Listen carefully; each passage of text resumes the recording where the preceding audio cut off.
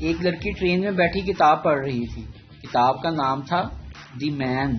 کتاب میں لکھا تھا کہ برازیل کے مرد حسین اور پنجاب کے مرد پرکشش ہوتے ہیں۔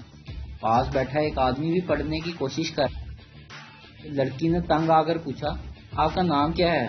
آدمی بولا، میرا نام رونالڈو گجر ہے۔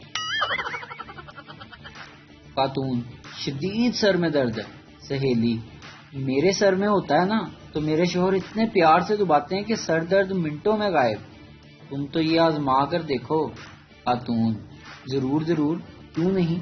اچھا یہ بتاؤ کہ تمہارے میاں کب گھر آتے ہیں؟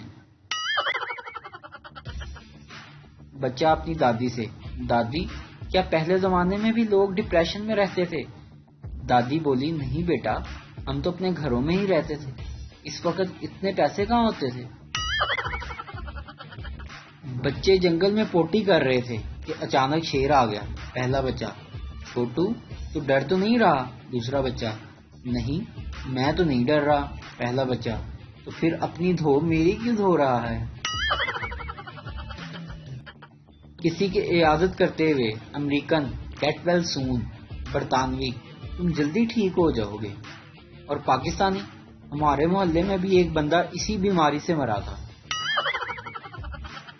دو عورتیں ایک درخت کے نیچے بیٹھ کر کافی دیر سے باتیں کر رہی تھی کہ اچانک درخت سے ایک آم گرا۔ پہلی عورت بولی، یہ آم کیسے گرا؟ دوسری عورت بولنے ہی والی تھی کہ آم ہاتھ جوڑ کر بولا، خدا کے لیے چپ ہو جاؤ، پک گیا ہوں تم دونوں کی باتیں سن سن کر۔